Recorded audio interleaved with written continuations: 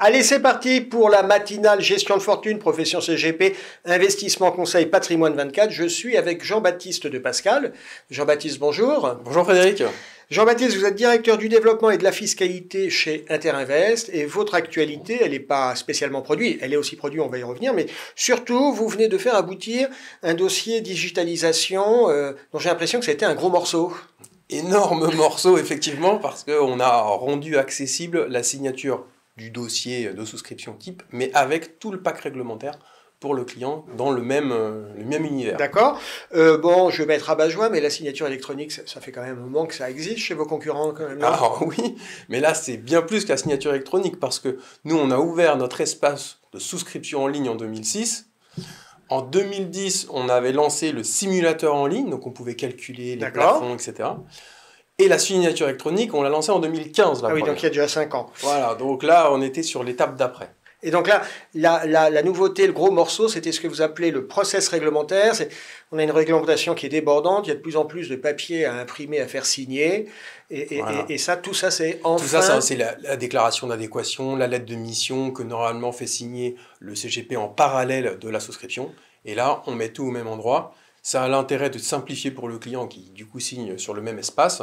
D'accord. Et surtout pour le partenaire d'avoir son pack réglementaire qui est mis à jour par Interinvest, puisqu'on va uploader en fonction des contraintes réglementaires dès qu'il y a une nouvelle norme qui s'impose et on va pouvoir acheter pour tout le monde. C'est clair. Je crois que chez Interinvest, il y a aussi une actualité produit autour du private equity, du non-coté. Oui, exactement, parce qu'on a en ce moment on a 2 fonds. Alors, c'est des fonds professionnels de capital investissement. Des FPCI, à ne pas confondre avec des FCPI. Exactement, parce que le FPCI n'a pas d'avantage fiscal, c'est un fonds purement d'investissement, donc c'est du non-coté.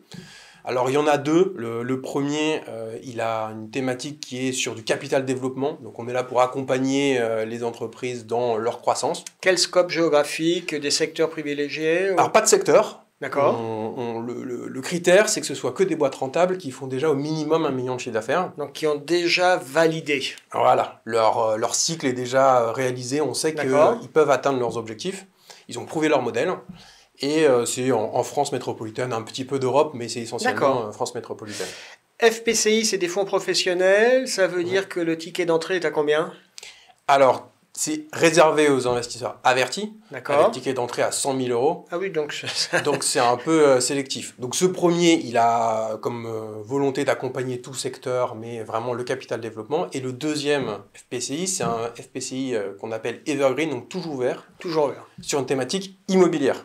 Donc l'idée, c'est que là, que le client, il décide quand il rentre et quand il sort. C'est pas le fonds qui va avoir une durée de vie limitée dans le temps. Jean-Baptiste, je crois, chez Interinvest, vous êtes... Alors là, on vient d'évoquer 2 produits des FPCI qui n'ont pas de volet fiscal, mais il y a aussi chez Interinvest des produits à fiscalité, je pense au Girardin. Et là, votre message, c'est de dire, attention... il n'y en aura peut-être pas pour tout le monde, peut-être que le gisement va se tarir et peut-être qu'il ne faut pas attendre la fin de l'année pour se poser les questions fiscales en 2021. Exactement, parce que sur le Girardin, on finance du matériel et des biens productifs neufs. Ouais. Ce qui veut dire que c'est des nouveaux investissements dont auraient besoin des entreprises d'ultramarines.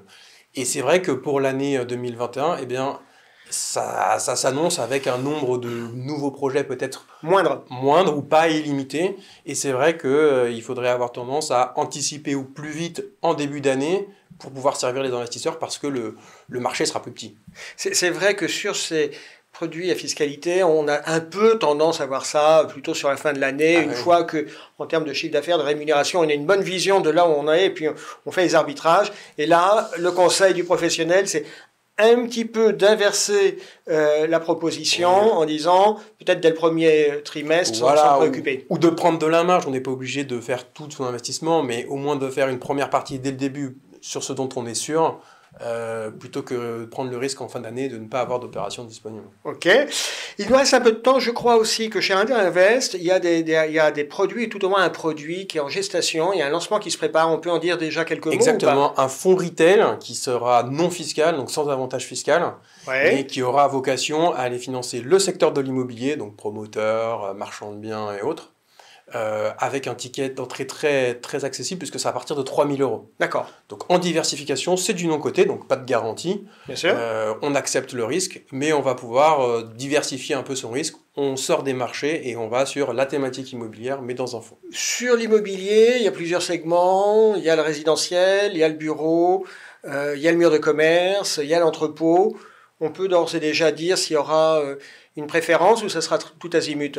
Alors, nous, ce qu'on va financer, c'est on va financer le promoteur en haut, en fait. La structure qui finance. D'accord. Voilà. Le marchand bien, vous intervenez sur la... On ne va pas détenir les actifs. D'accord. Ce n'est pas le but du fonds, c'est d'accompagner le financement au niveau de la structure de tête. Ok, chez Interinvest, ce produit, il arrivera quand?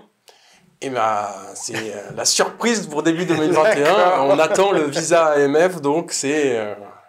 Bon, donc on l'a compris, 2021, début d'année assez riche avec un nouveau produit, et puis dès le premier trimestre, il faut s'intéresser à son Girardin. Tout à fait. Jean-Baptiste de Pascal, merci d'avoir été avec nous. Je vous dis à très bientôt. À très bientôt.